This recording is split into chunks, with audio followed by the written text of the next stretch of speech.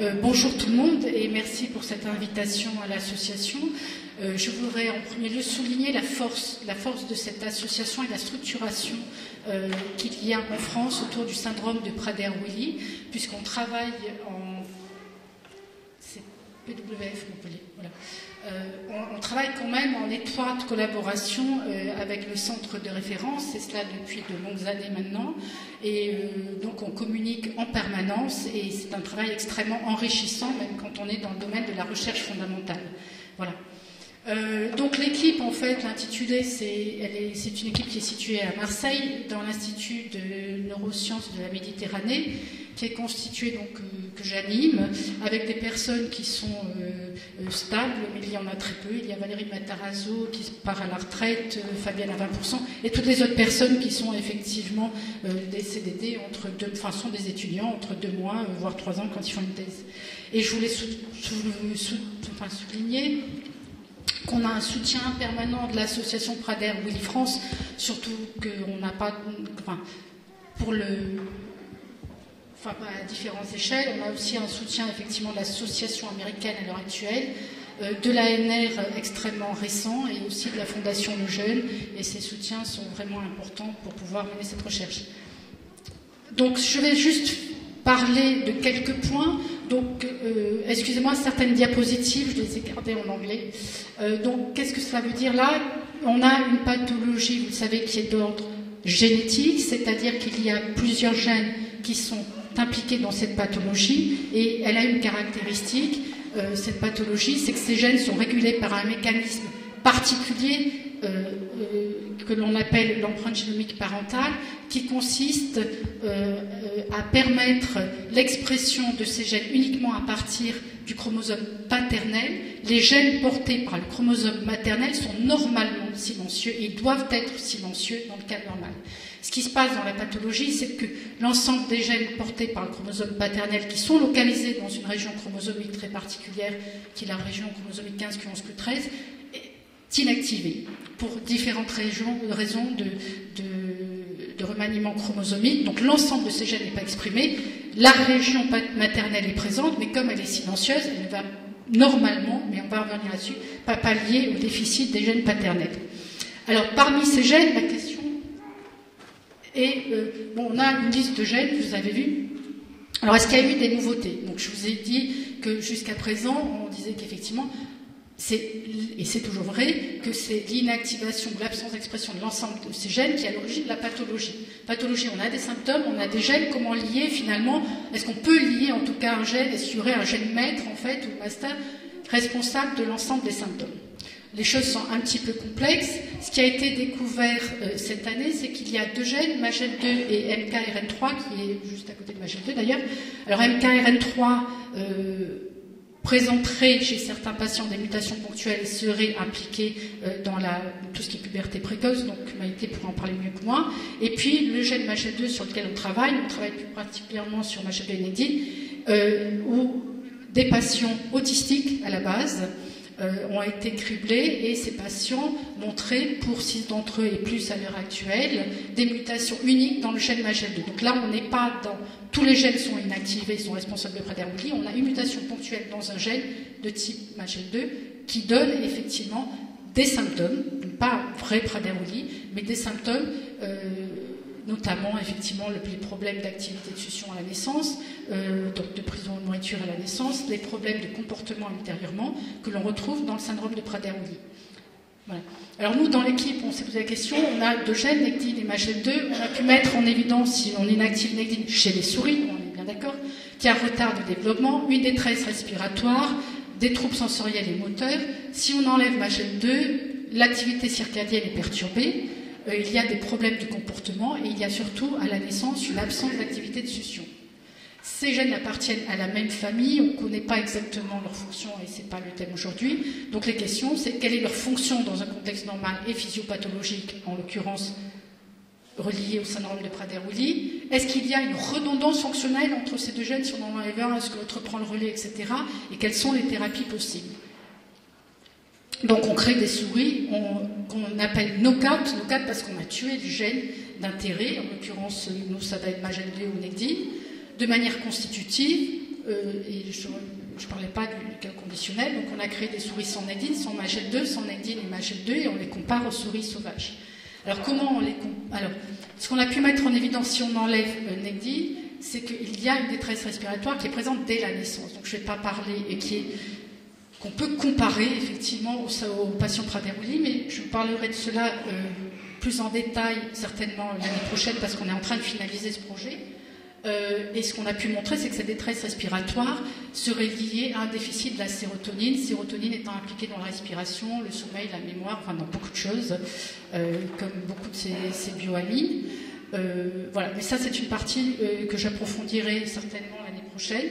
Je vais vous parler du deuxième projet, donc c'est l'inactivation du gène Magel2, donc on enlève l'expression du gène Magel2 chez les souris. Qu'est-ce qu'on avait observé? C'est que 50% des bébés, des nouveau-nés meurent entre P0, c'est le jour de la naissance, et P1, c'est-à-dire dans les premières 24 heures. 50% vont survivre avec des problèmes de prise de nourriture, mais bon, elles passent le cap. Alors effectivement, les nouveau-nés murins, on ne leur donne pas de biberon, donc s'ils ne se nourrissent pas, ils meurent. Et pourquoi ils avaient cette incapacité à se nourrir? Parce qu'il n'y avait pas d'initiation de l'activité de succion. Et on a pu mettre en évidence, après différentes études, que finalement, ce qui manquait, c'est l'ocytocine. Il y avait un déficit d'ocytocine mature dans l'hypothalamus des nouveau-nés.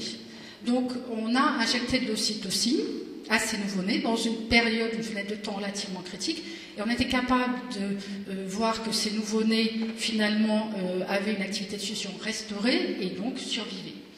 Alors, je vous ai dit que 50%... Alors, on s'est posé aussi la question, ça c'est juste une aparté, est-ce que l'ocytocine est vraiment nécessaire pour cette activité de succion dans les conditions normales, ou c'est uniquement chez les patients Prader-Willi, enfin chez les souris déficientes pour Magel2 exactement. Donc, on prend des nouveau-nés contrôles sauvages, et puis on a injecté un antagoniste de l'ocytocine, soit quand ils n'avaient pas encore bu de lait, soit ultérieurement, 12 heures après la naissance. Et on reproduit ce phénotype, effectivement, on le reproduit... quand les nouveau-nés en particulier n'ont pas eu encore d'activité de succion, donc ils vont mourir. Par contre, dès qu'un nouveau-né a du lait dans l'estomac, on peut injecter un antagoniste de l'ocytocine, et puis en fait ça n'a aucun rôle. Donc l'idée c'est vraiment que l'ocytocine joue un rôle clé pour l'activité de succion à la naissance. Ensuite, je vous ai dit, donc ces Magel2 nouveau-nés, 50% meurent, 50% survivent. Je ne sais pas ce qui est écrit là sur le truc. Des 50% qui survivent, on avait pu montrer, on ne regarde pas, qu'elles présentaient un comportement anormal en termes de relations sociales et d'apprentissage. Donc ce qu'on a fait, c'est qu'on a injecté de l'ocytocine, première injection toujours 3 à 5 heures après la naissance, et après on a injecté pendant une semaine. Pourquoi une semaine? C'est arbitraire, mais c'est lié un peu à la littérature. Et puis on a pu observer donc 100% survivre, puisqu'ils sont capables effectivement de pouvoir prendre du lait. Et puis à l'âge de 4 mois, on n'a plus rien fait, on a fait ces études comportementales. Alors autant il y avait un comportement anormal sans injection d'ocytocine pour ceux qui survivent, autant 4 mois après l'injection d'ocytocine, on a normalisé le comportement en termes d'interaction sociale, de reconnaissance sociale et en termes d'apprentissage chez ces souris-là. Donc l'hypothèse, c'est que l'ocytocine est nécessaire à la naissance. Alors, juste un bilan, l'ocytocine est nécessaire pourquoi? C'est pas moi qui l'ai montré, c'est un bilan complet. L'ocytocine de la mère pour les contractions utérines, pour la lactation, pour le comportement maternel. L'ocytocine de la mère passe, vous savez, à la naissance, effectivement, dans le cerveau des nouveau-nés pendant un temps relativement court, 1 heure, et il serait protecteur, ça c'est pas moi qui l'ai montré non plus, à la naissance au niveau du cerveau, et puis déclencherait peut-être l'expression d'ocytocine du bébé lui-même, qu'on voit là en bleu, et cette ocytocine, elle est nécessaire pour cette activité du succion. Elle est nécessaire à la mère pour la lactation d'un côté, et pour le bébé, effectivement, pour lui donner envie, ou déclencher quelque chose, en tout cas, pour cette activité de succion, sachant qu'après, dans les maternelles, il y a de l'ocytocine aussi qui passe au bébé. Et plus tard, elle est nécessaire dans les interactions sociales, et puis encore plus tard, dans le comportement sexuel, dans la fidélité, etc. Donc l'ocytocine, pour nous, en tout cas, dans le modèle murin, joue un rôle extrêmement important et pourrait donc jouer un rôle thérapeutique dans le syndrome de Prader-Willi. Troisième projet, c'est un projet qui a été finalisé. Je vous ai dit que les gènes impliqués dans le syndrome de Prader-Willi sont régulés par le mécanisme d'empreinte génomique parentale. On appelle ça une régulation épigénétique, c'est un terme que vous allez reconnaître, et donc normalement les gènes portés par le chromosome maternel sont complètement éteints, ils sont exprimés à partir du chromosome paternel. C'est une pathologie où il y a effectivement des tableaux cliniques très variés finalement, avec et ce qu'on avait pu montrer en évidence, ce qu'on a mis en évidence chez la souris, notamment Negdi, mais aussi, c'est aussi quand même les symptômes sont extrêmement variés, alors qu'on est, ça c'est sur un fond génétique relativement uniforme, parce qu'on fait ce type de travail sur un fond génétique, et puis que l'environnement est identique pour toutes les souris qu'on élève et qu'on teste. Donc, positive suivante. Donc, dans le cas du syndrome de Prader-Willi, les gènes portés par le chromosome paternel sont éteints, les gènes portés par le chromosome maternel sont inactifs, mais en fait, on a pu mettre en évidence que dans ce cas-là uniquement, et pas dans le cas sauvage, on peut avoir une expression de l'allèle maternel qui va conduire à un phénotype moins sévère. Ça, on l'a mis en évidence chez la souris déficiente pour Negdi, on sait que ça existe pour la souris déficiente pour MAGEL2, c'est peut-être pour ça qu'il y en a 50% qui survivent.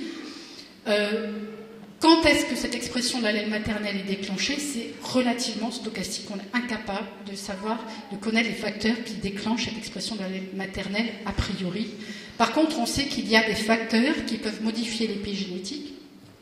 Et on se pose la question de, effectivement, est-ce qu'il y aurait des facteurs environnementaux ou chimiques qui pourraient augmenter cette expression d'allèle maternel qui peut avoir lieu naturellement et donc conduire à une thérapie, on va appeler ça une thérapie génique, bien qu'on n'intègre pas de gènes exogènes dans le génome. Voilà, c'est un petit peu tout ce que j'avais à vous dire aujourd'hui. Voici.